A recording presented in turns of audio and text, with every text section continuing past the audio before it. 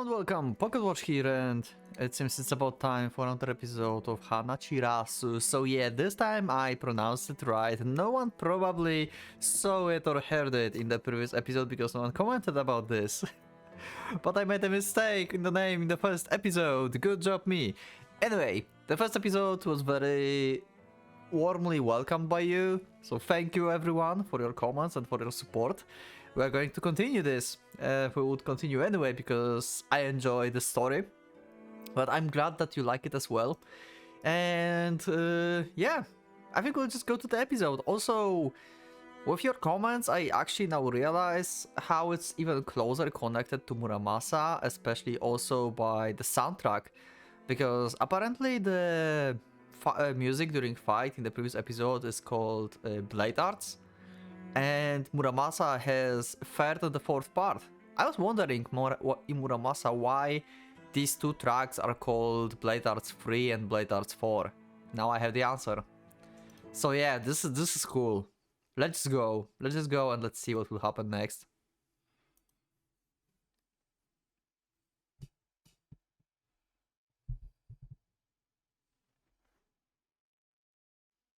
Okay. There's been a report from the man who went to check on the pursuit.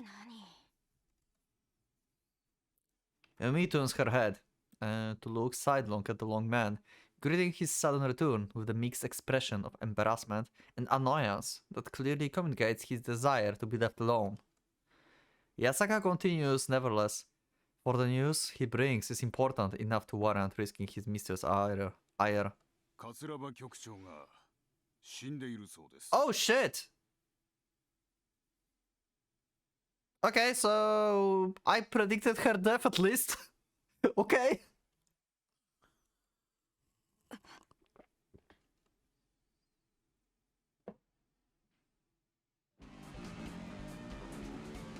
Oh my god, the music punks. As it turns out. Also, I'm trying to adjust the music because I know that the previous episode was far from the desired. Might be a bit too loud. Okay. Actually, maybe okay. As it turns out, the tourist escape road was the same utility tunnel that they must have used during the infiltration. The dead guardsman at the entrance was clearly slain prior to the raid. So... okay, I'm recording everything, that's fine.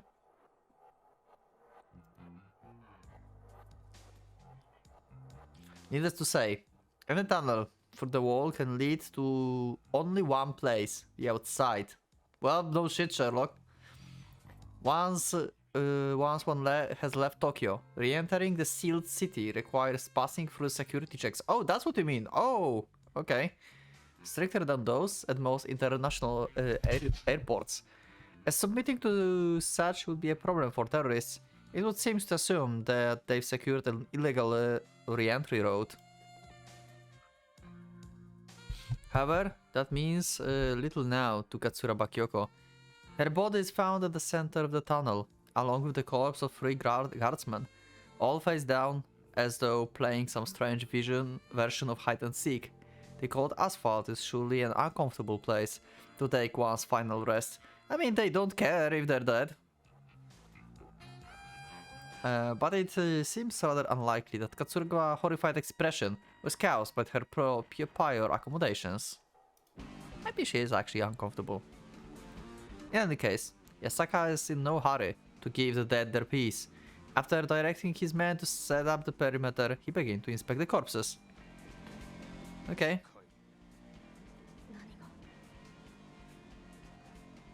Yami grabs a hold of Akane's sleeve, perhaps sensing something ominous in Yasaka's tone.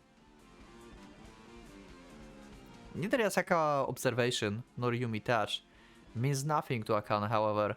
His attention is focused wholly upon the bodies at his feet. Okay. Katsurawa has a single diagonal slash running from her left shoulder to her right hip. And the guardsman beside her was killed by an overhand strike that split his skull down in the middle. I guess you can like imagine the fight how it went, just based just on the slashes and the position of corpses. I think that's what it is. So I just realized my camera have. Oh no, wait. What? I swear I saw something in the camera here. Huh. Right. Neither one is particularly noteworthy indeed. It is the other two bodies that have so disturbed Yasaka and seized the attention. The guardsman lying 3 meters ahead of Katsuraba, and the man lying 5 meters farther beyond him, both have exactly the same wound. A deep gash running diagonally across the right scapula. Huh! Peeking timidly around Akane's body, you may seize this and whispers. Huh. Betrayal? Some betrayed them? さようでございます。しかしユミ様、桂場局長らは撤退する敵を追撃しておりました。当然戦闘が起きたのなら、局長らが敵の最後尾を捉えて。Yeah, or someone betrayed them. So you have rat in your ranks, basically.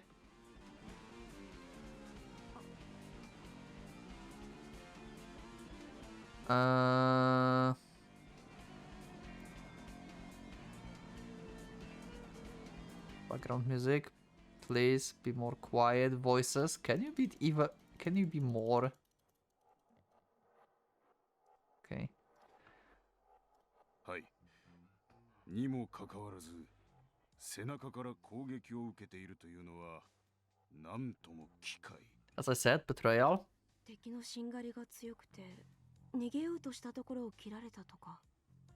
不甲斐方面に頭を向けてうつ伏せに倒れております。それはないかと。じゃあ潜んでいた伏兵に。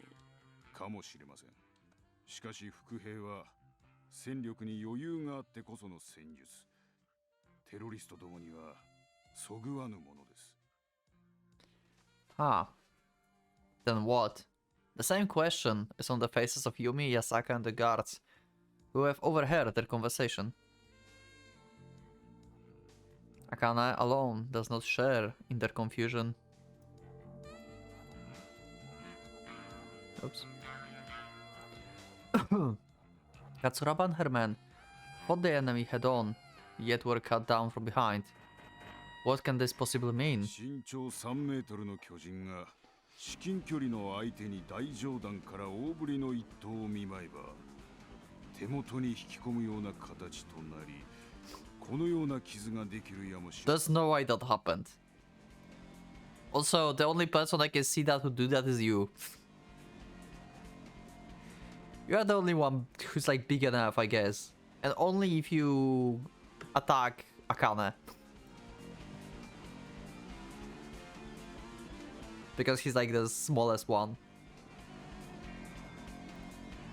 For this grizzled old warrior, who looks like he never told a joke in his life, to say such a thing with a straight face.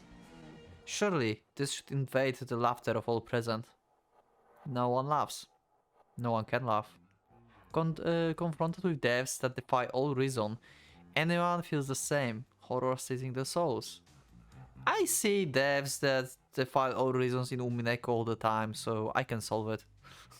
Maybe. Everyone except Akane. He alone. He alone laughs. Oh my god, yes, the crazy one. The badass crazy hero. I mean, not a hero. But yeah, crazy character. The main guy. And he's not laughing at Yasaka. あかね。ユミよ。どうやら俺は日頃の行いがいいらしい。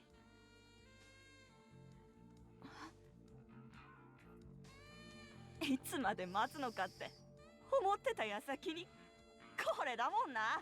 Oh. You think these wounds are from someone who's strong enough to fight you, actually?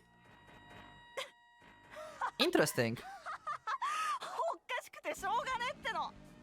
そりゃそうだろ。He laughs, clutching his sides as though to keep them from splitting.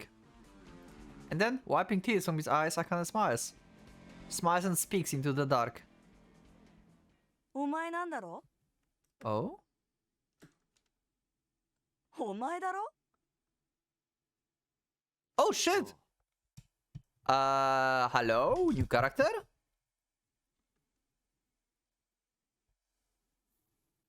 Do you know each other? It seems like you know each other. Wait, they both have green eyes. Are they like brothers? That's my first shot, because of the eyes. Eyes color. I'm trying to make a connection between characters based on the appearances. Yumi jumps in surprise at the sudden voice from nowhere, and Yasaka and his men ready their weapons in the blink of an eye. So this wasn't the traitor stuff, it's actually like some guy that can like hide his presence. But none of that reaches the two who have found each other at last.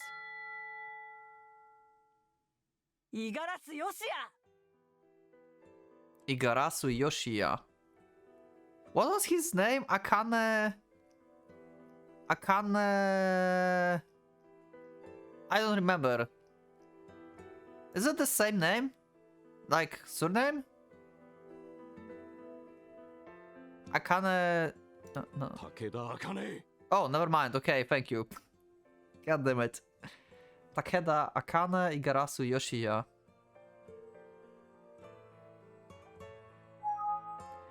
I think I will call him Igarasu and him I will call Akane. That seems like the easier. The air so suddenly crackling with energy, where before there was only the stagnation of death, now countless emotions collide in a shower of sparks. There is boundless suffering, there is rage and bloodlust, hatred and obsession, sorrow and madness. There is still warm corpse of friendship once treasured. Oh, so they were friends in the past, huh? There is a limitless joy. ようやく来てくれたようやく見つけた They were like searching for each other. Why? So at some point they probably like went to separate ways and they tried to find each other because they achieved such a high level in swordsmanship. 剣はできたようだな Oh. できたならどうする 復讐する Vengeance. Okay, so Akane is a bad guy, I guess, in this game. 俺を切るか貴様に裏切られ殺された彼女の無念を So we followed the bad guy actually. He's a murderer and he betrayed him. Whoa, okay. So this is literally not a story about Hiro. This is really not the story about Hiro. 俺を切るか切る Huh. Oh. Whoa. By the way, look at her face. She has a smile on her face. Like, just slight smile. I don't know if this is intentional or this is just me seeing this, but her lips seems like it's like a bit of like smile. Ha! And he looks like he's like, huh. I have Kagaki flashbacks.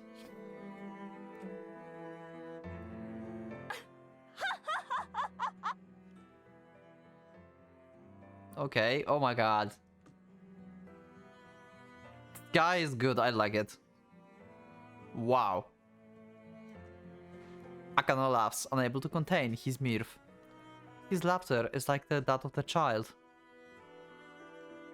五十嵐五十嵐五十嵐五十嵐五十嵐ああ五十嵐 I wonder if he wants to die.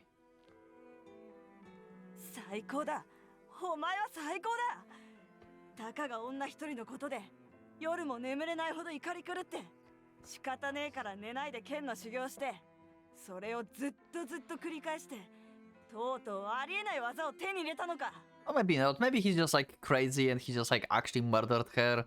Yeah, I think he's just crazy. He just murdered her and wanted to find the opponent.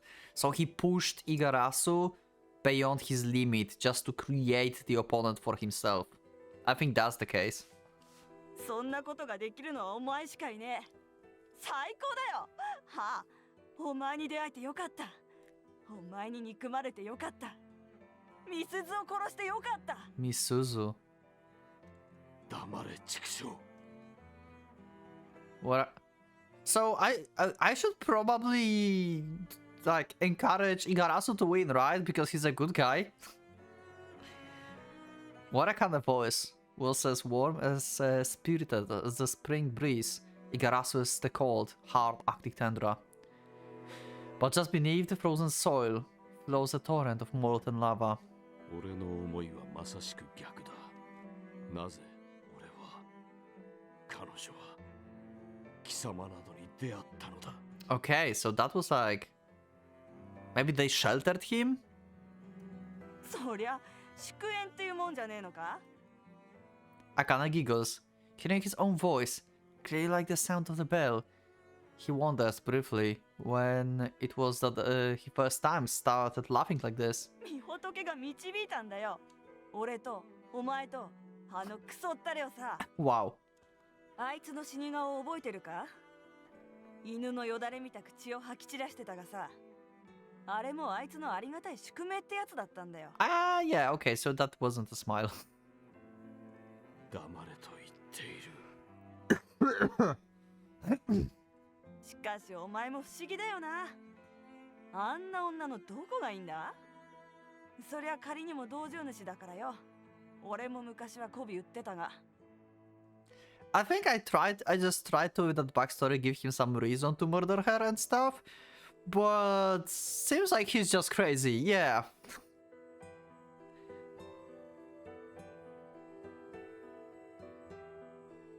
Master's daughter.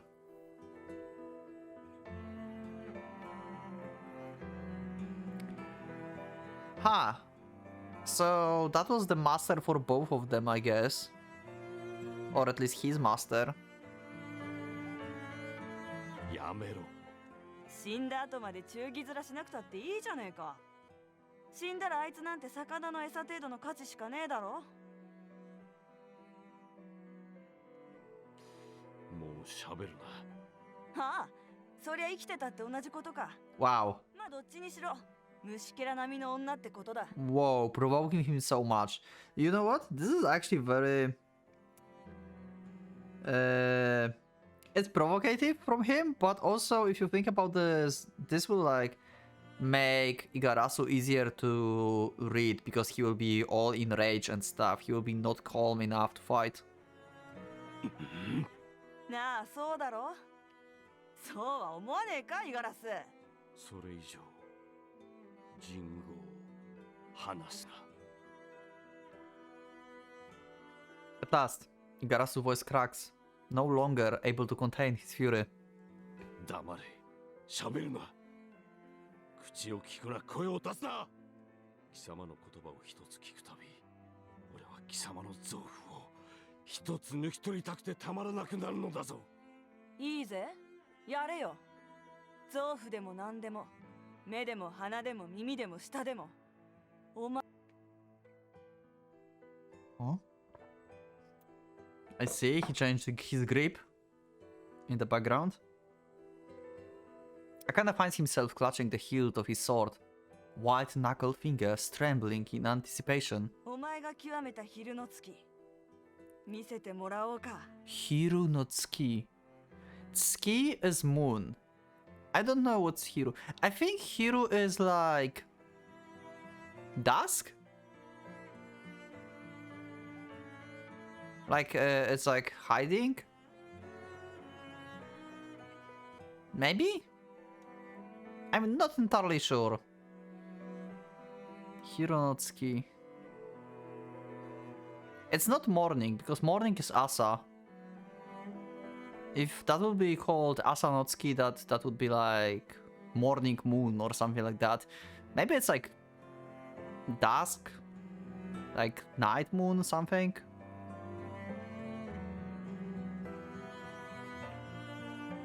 Unless I'm like making different ski.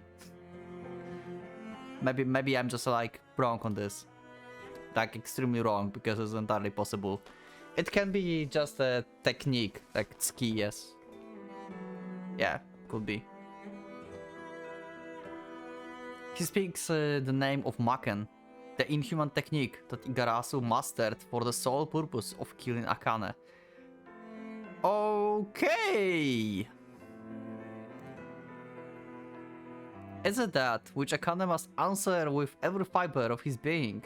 The ultimate sacrifice, or the ordained for him years ago. 始めようイガラス Wow, we going straight to the fight? When no response comes, he takes one impatient step forward. 7 grains of sand crunch beneath the sole of his shoe.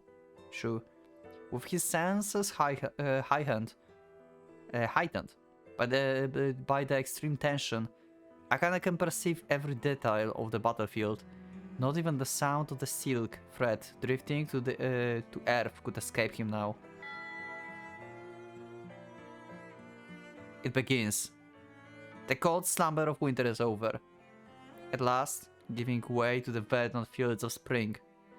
Though flowers may be fated to scatter and fall like the sparks cast by clashing blades, let us savor them to our heart's content in the moment of their glory. Come, the season of flowers is upon us. This is what the title was called. Like, Season of Flowers. Oh shit, we go to the opening from this!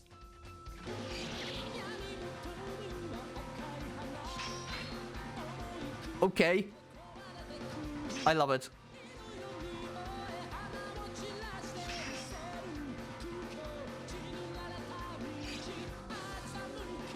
Why? That's the ones that he killed.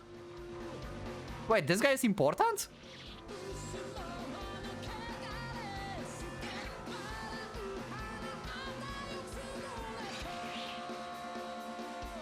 We have actual animation, okay. I wonder what this... Why you are in the opening? You're dead.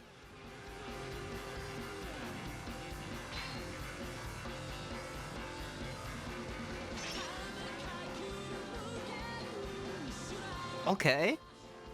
I will presume this is Master, because that's the only another person that I can think about with the sword right now that they mentioned. Wait, why he's fighting the guards? He's being alone.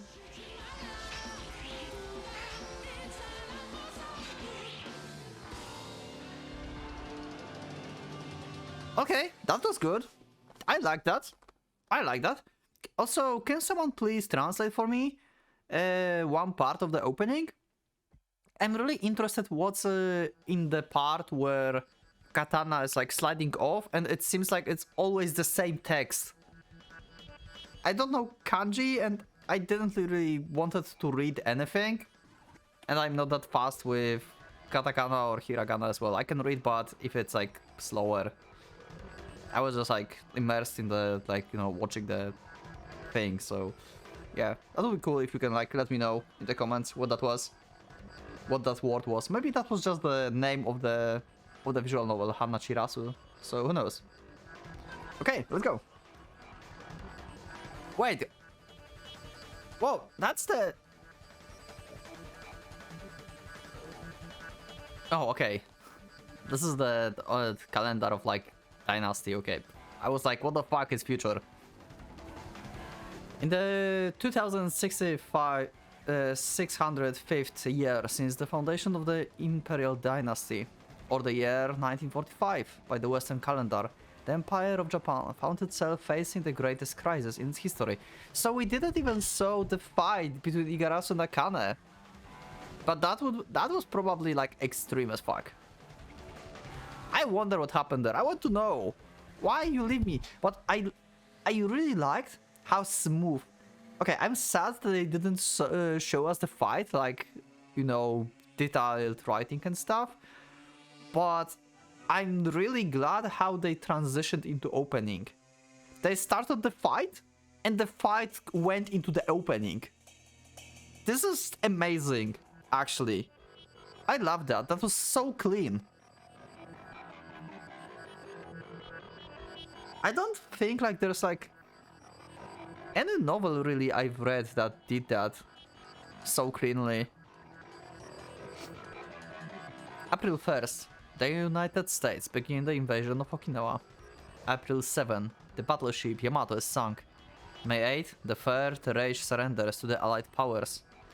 June 23, the Imperial Army is defeated in Okinawa. July 16, a new type of bomb fails preliminary testing in America. July 26, the Allied power issued a Potsdam Declaration. Japan responds with a silent contempt. August 9, the USSR declares war on Japan. The invasion of Manchuria begins. Manchuria. August 10, Japan offered to surrender in exchange for guaranteed sovereignty. The Allies makes no decisive reply. August 14, the Imperial Council resolves the fight to the end. The war was already over. The Empire of Japan had no more ships to protect her seas, nor planes to defend her skies. Ammunition rations were scarce, hardly enough to supply even those few soldiers who could still fight. Meanwhile, the Allies continued to add to their already overwhelming material advantage. If the object of the war was to win, then Japan should have surrendered as soon as it was clear that victory was no longer within reach. However, the Empire did not surrender. Instead, it decided to fight on, without a glimmer of hope. What drove Japan to such an extreme? More specifically, why did High Command issue such orders? And why did the people follow them? I don't know. Maybe like some kind of like pride stuff? Maybe. What is it for the sake of Japan's sovereignty? The condition laid down for acceptance of the Potsdam Declaration. Sorry. Was sovereignty really worth so much? No one can say for certain. No doubt, each individual citizen had his or her own reason for continuing the fight. Some fought to defend their ideals, some for the sake of their pride. Others were consumed by bloodlust, while still others were searching for a place to die. And some kept fighting out of pure ignorance, believing that the war was yet winnable. As a whole, however, they were brought together by one simple truth. The spirit of Japanese people could not condone unconditional surrender. And so Japan chose the path of resistance, even though it would mean fighting the two most powerful nations on earth, armed with a little more than swords, spears and arrows. The results were, needless to say, catastrophic. Okay. So we have like whole history of like what happened with Japan before like the events that we had right now. This is so typical, like I can understand actually people who don't like Hanachirasu and Muramasa, you know?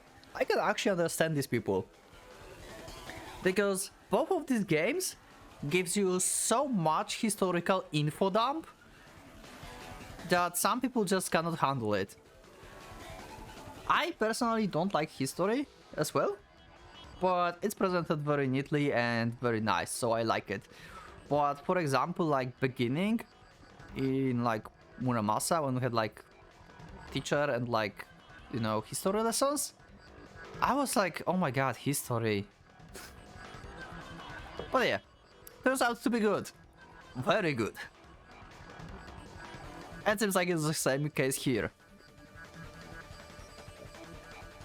September 2, US forces land on Kyushu. September 14, Russia takes the Kuril Island. October 5th, Russian forces land on Hokkaido. Well, they're fucked. The army of Manchukuo is defeated in the Battle of Hoten. October 31, the siege of Kamato begins. December 18, Russian forces capture Hakodate. December 20, the Imperial Army withdraws from Kumamoto. Okay. I was just about to say, I'm missing the... with all this text, I wanted to see like the attacks like on this map and stuff. Like these things to change. Before the year was out, Japan had lost the northernmost and southernmost of their home islands. Tallies taken after the war show that approximately 110,000 people died in Hokkaido, with another 230,000 perishing in Kyushu. Everyone was certain that the invasion of Honshu would see far greater devastation.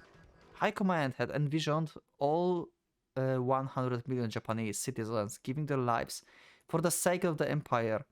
By December of the 45, that the dream had taken its first steps toward becoming a reality. However, the situation had begun to change. December 21. Representatives of the United States and Soviet Union meet in secret. December 24.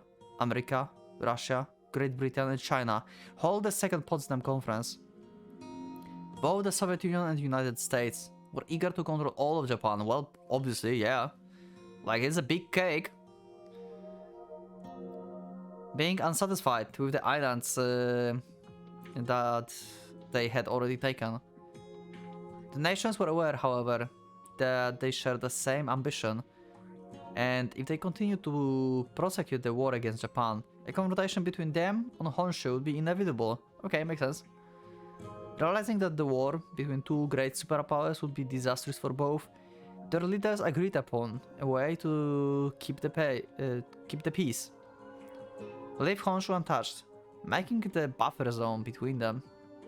December 26, a revised Potsdam Declaration is issued. December 27, Japan agrees to surrender in exchange for guarantee of sovereignty.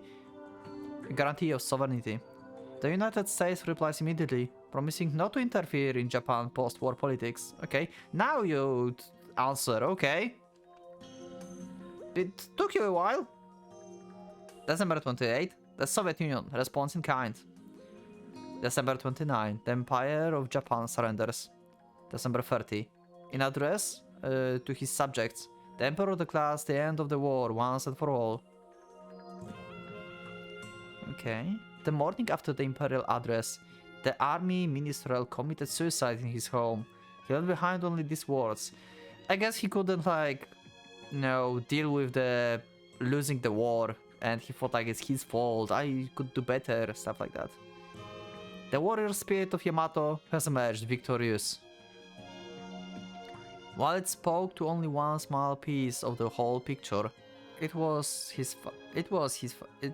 this final message that stuck most firmly in the minds of the people, on Japanese people. In the years following the surrender, Japan bided its time, quietly gathering its strength for the miraculous economics recovery that is accomplished in the shadow of the Korean War. During the time, Japan fought no battles overseas. Within its borders, however, war was still raging. The Cold War, for which Japan had become one of the major fronts, both the United States and the Soviet Union, coveted Japan as the frontline base from which to control the Asian subcontinent.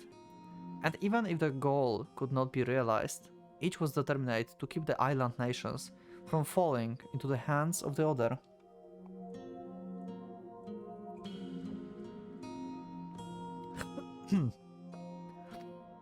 Military intervention was a last resort.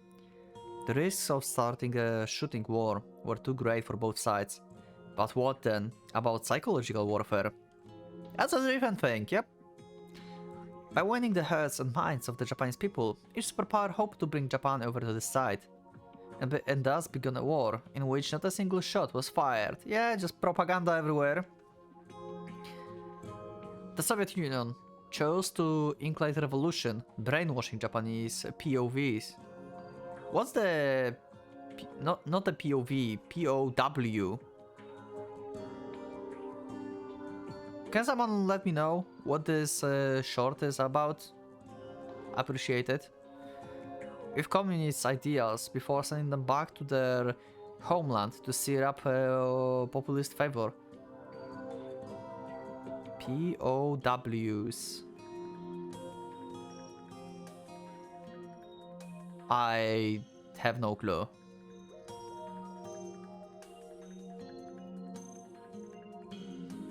Maybe I know what that means in Polish, but I don't know what's that short is for English. Maybe if you let me know, then I will know what it is. The United States, meanwhile, appealed to material desires. Japanese corporations grew rich supplying American troops in Asia, while a constant influx of cutting-edge American technology and luxury goods kept the people wanting more. Makes sense. Ultimately, Russia's interest in Japan waned as the Chinese unification war dragged on, and tensions in the Eastern Europe continued to mount. The United States emerged victorious, and Japan became yet another extension of Western ideals. Okay. And what time is it in Hanachirasu? I forgot. I think we had the date a year, but I forgot. 1969. The United States proposed the Japan-US Security Treaty. Allowed the United States to build military bases on Japan's soil at no cost. Fight together against communist incursion under American command. Although the Security Treaty can be boiled down to those 2 points, it in fact had much merit for both sides. The United States wanted to strengthen its influence over East Asia, while Japan's military was far inferior to what it had been during the war.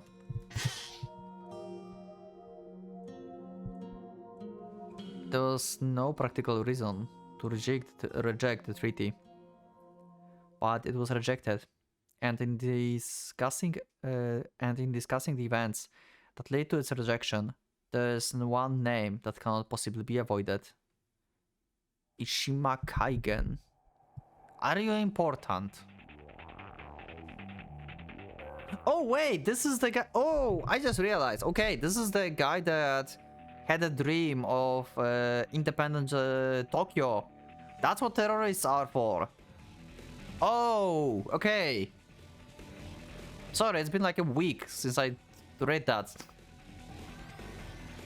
Although Ishima's background as both soldiers and novelist was unusual, this alone would never have been enough to garner such lasting fame. November 25, 1970. Retired Brigadier General Ishima Kaigen leads an uprising of troops at Ichigaya Garrison. Okay. A true Japan no longer exists but here, in the hearts of the Imperial Army. Okay. Everything outside these walls has fallen to the west, sorry.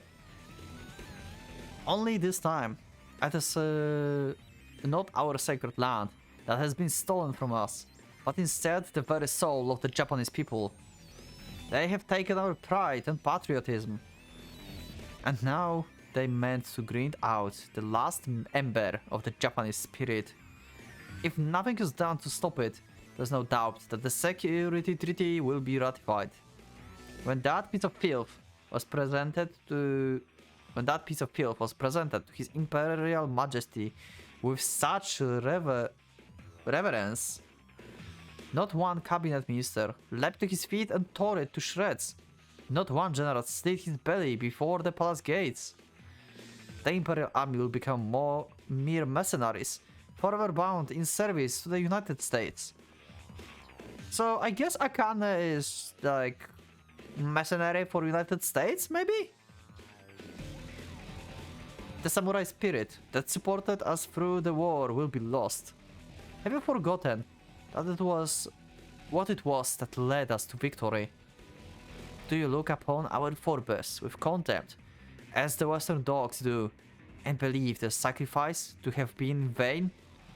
And you call yourself warriors? Are you warriors? Are you warriors? November 28, 1970. Rebel forces under General Ishima command take control of the imperial capital. Okay, this guy is pretty good as the commander, I would say. Clearly have charisma to like make an uprising. Ishima Kaigan military coup was a complete success. Every step from capturing key facilities to securing the all important imperial seal of approval. I'm sorry. I'm a bit ill. Huh. Was accomplished before the United States could intervene. December 4, 1970. Ishima Kaigan is appointed Prime Minister. Okay. He goes up in ranks. Ishima had nothing against communism or even the pragmatism of the West. It was their poisoning of the Japanese spirit that the general could not bear. It was only natural. Therefore, that Ishima policy has been focused more on maintaining traditional Japanese virtues and expelling foreign influences than on serving the national interests. So I was right in the beginning that they're more like nationalists. They want to like have like, I mean not nationalists, like traditionalists. Like they want to like be more traditional Japanese. That's such an administration is short-lived too. That was only natural. Ishima's first year in office was one of the swift and decisive change, from officially rejecting the security treaty to the complete restructuring of the imperial military, and then it all came to the sudden stop, like a car running headfirst into the wall. Or perhaps it would be more accurate to compare Ishima administration to a ball rolling up the slope. Its momentum may carry it close to the top, but then gravity drags it back down. Yeah, I guess people were not happy with that. In much the same way, Ishima administration was dragged down within 2.5 years by the foreign and domestic forces opposing it. 1973, March. Prime Minister Ishima moves to the imperial capital of Nagoya. June 1973, Ishima Kaigan resigns as the Prime Minister. Towards the end of the administration, Ishima decided to move the capital out of Tokyo, a city that the general had been deemed too steeped in the Western ideals to serve any longer at the imperial center of the government. Okay. If it had been possible, Ishima would have liked to return to the capital, to Kyoto. Yeah, because Kyoto was the capital of Japan in the beginning. Tokyo became one later. The logical problems proved too great, however, and the general feared also that forcing such a change would destroy the essence of old Japan that still flourished in the ancient city. Thus Nagoya became the new capital and Tokyo became just another prefecture of the empire. In the days immediately before resigning as Prime Minister, Ishima exercises the office near limitless executive authority one last time and assumed the governorship of Tokyo.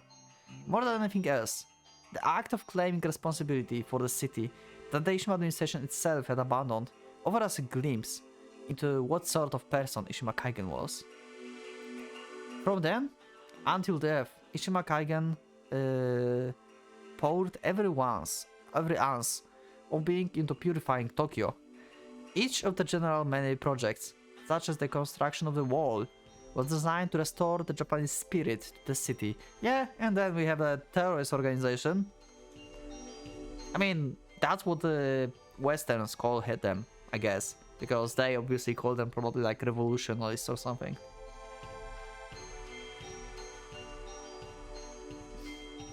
Let the true Japan reside in Tokyo, that it may be a model for all. According to Ishima Close's confidence, it was these words that became a general's motto. When Ishima died, over 200,000 citizens attended the funeral. So, what effect did Ishima Kaigan have on Japan Well, they created a spark of revolution. It is often said that Ishima's goal was to make every Japanese citizen a samurai, and the vast majority of Shima scholars agree that the general intended to spread the Bushido ideal to every man, woman and child in the land.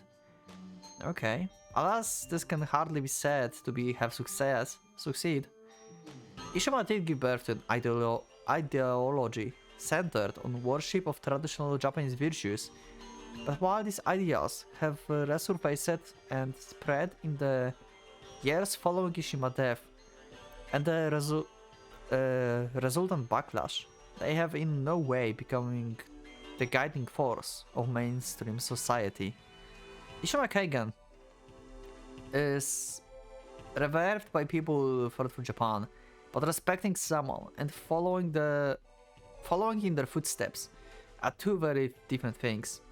Western pragmatism was slowly but surely taken a hold in the hearts and minds of the people, with Japanese values all but forgotten.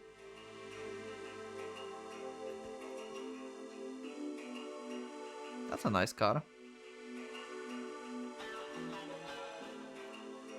The sudden resurgence of interest in Japan culture since the 1970s, however, can be attributed entirely to Ishima. Yeah, I can see that. The traditional poetry, dance, fashion and the martial arts that are generally used as symbols of ancient ideals capture the imagination of people, even if the ideals themselves could not. There is no record of Ishima ever expressing approval over this turn of events. To the general, these things were merely trappings. The way of being that lay at their foundation was that what was truly important. Alas, the people thought exactly the opposite. Well, that sucks for him. He can now never tell the story that he didn't want that. Japanese houses sprang up like weeds, and people began to wear kimono for all occasions. No theater became the pastime of gentlemen, while for ladies it was a tea ceremony. It was no longer rare for young boys to train martial arts, and young girls to study dance. This trend has continued for 30 years, and is still going strong today. Okay. Music just stopped. Since the turn of the century, martial arts dojo in particular have seen an explosive growth in membership. This sudden change cannot be discussed with the mentioning in the increase in the terrorist activity, and you can also be a member of this channel if you want to, and support me that way. The decades of Western interference in the Middle Eastern affairs participated terrorist attacks against major Western cities. Well, now you're starting another war? Great! The West, led by the United States, retaliated by invading several Middle Eastern countries, which in turn led to further terrorism. Japan was not spared. Cities such as Nagoya, Osaka, and Fukuoka fell victim to terrorist attacks. Add to this the sudden rise in crime among foreigners, and it is easy to see why public anxiety reached its highest level of decades. This environment of constant fear led more and more people to seek refuge in dojo, where they could learn to defend themselves. Knowing how to handle a sword or incapacitate a man with your bare hands might not be much use against a terrorist bomb, but could serve as the protection against more common criminals. Dojo taught people how to handle themselves in crisis, while at the same time instilling them a sense of security. Makes sense.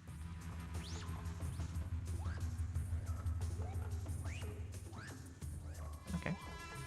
The most successful dojo were in the old capital of Tokyo, the city that Ishima Kaigen has dedicated to the preservation of the Japanese spirit.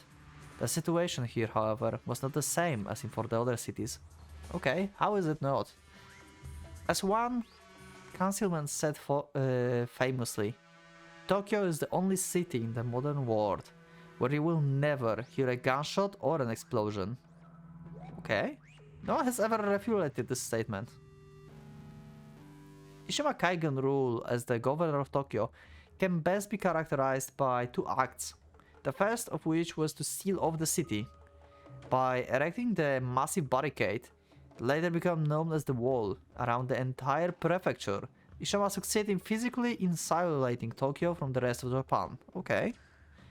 The wall was intended more as a symbol of Ishima's desire to eliminate Western influence than as an actual defense. But that has not made any less mighty a barrier. As far as the public knows, there is no way to pass through the wall but by the heavily guarded gates, for which one must submit to the strictest examination. It is impossible under Ishima law for foreigners to gain entry. Whoa, okay, so this is like entirely purely Japanese city. Middle Eastern terrorists might have no hope of infiltrating the city. Thanks to this, Tokyo has never once been a victim of the brand of extremism. But couldn't like Westerns like bribe some like Japanese people, I guess, from like Western influence and make them pass to the Tokyo and like set off the bombs or something? I mean, like, it's entirely possible, right? People still take bribes and stuff.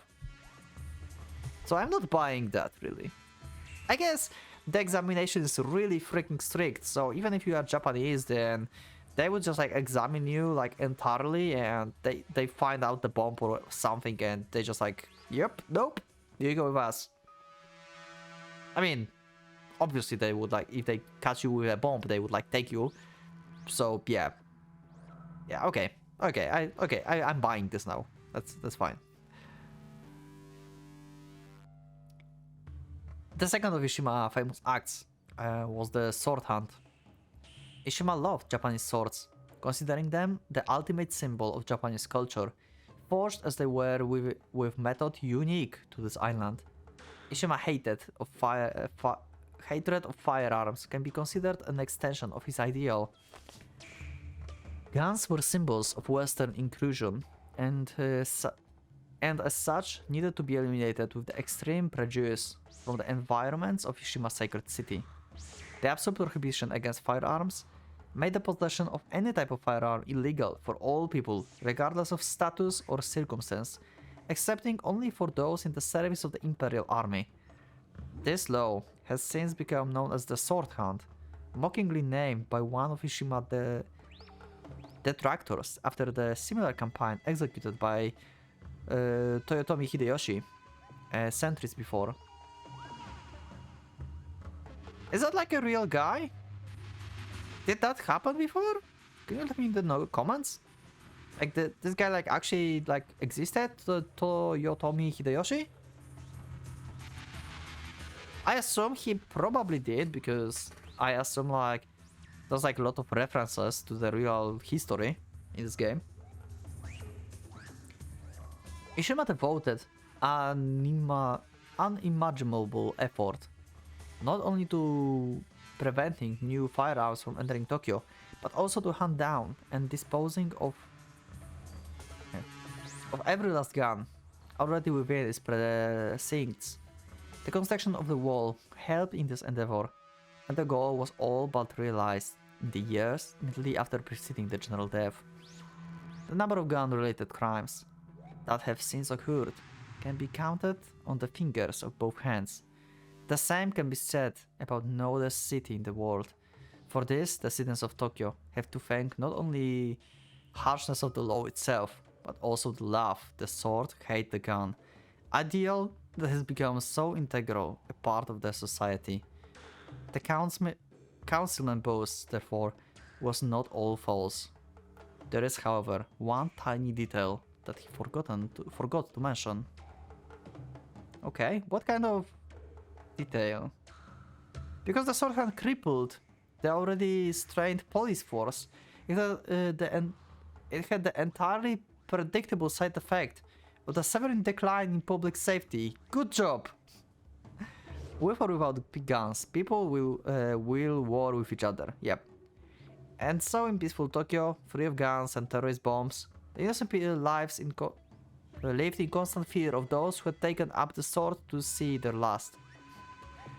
The police had their hands full of protecting themselves, and the military was charged only with guarding government facilities and manning the wall.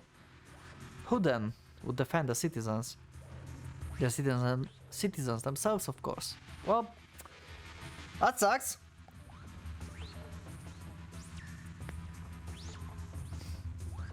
I mean, obviously you need to like protect yourself, but yeah.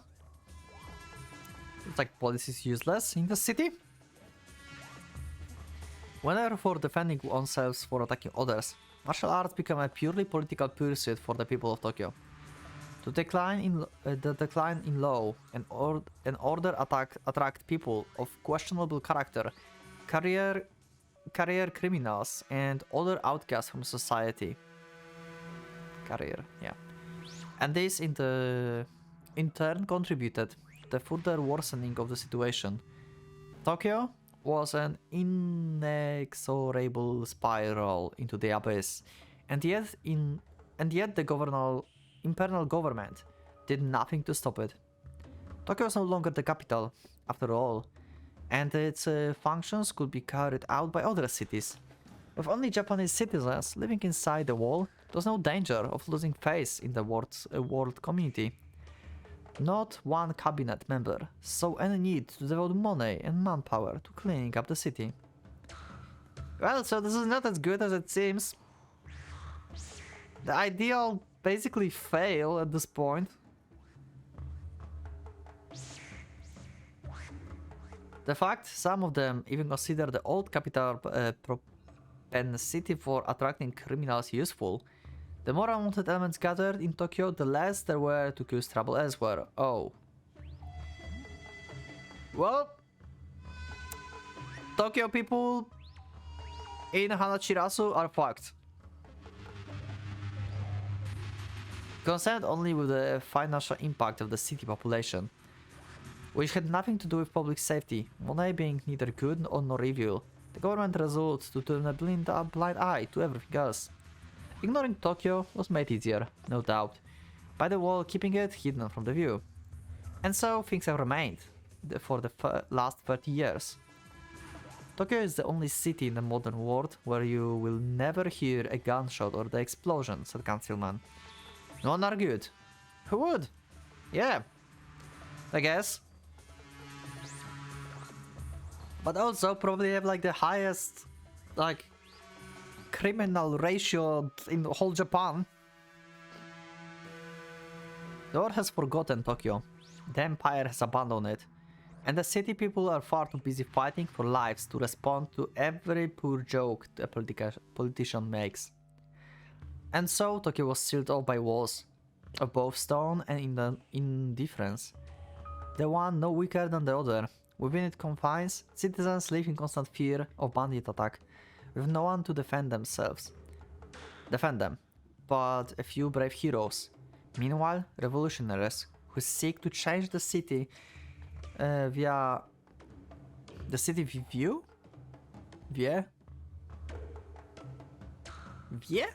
What? For the Dominion, with those who would remain the status quo. Now the old capital that carries the torch Ishima Kaigen dream also boasts. If such a word is appropriate, the highest homicide rate is of Japan. Excerpted from Path to Ruin by Kimie Ichimatsu. Okay, so that was the article based actually.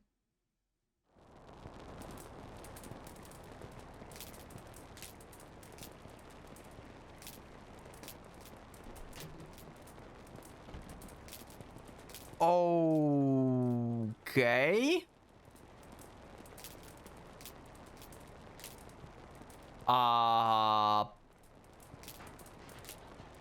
That came out of nowhere. I consider ending the episode here actually. I'm conflicted. Maybe I will end here and you will have like a little fade out, or I will just keep reading. We'll see. I can stand amidst the flames. A sea of corpses at his feet. In his ears is the crackling of the burning wood and flesh, and his nose tingles with the scent of the blood and smoke. This guy, such a badass. God damn it. This apocalyptic scene marks the end of the Hokkaido no Kai. Hokodome no Kai. Those ill-fated warriors who once sought to follow in Ishigama's footsteps. Wait, did he murder every single one of them? Did we time skipped? Chapter 2, Battle Amid Flame. Okay!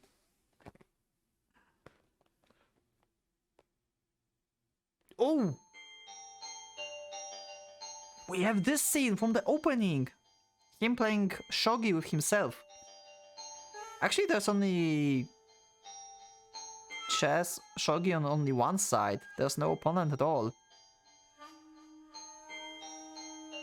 Anyway, that will be for the next episode, I think, because we just reached the new episode. Okay, so today's episode was basically the history lesson. We met Igarashi, I think that's his name.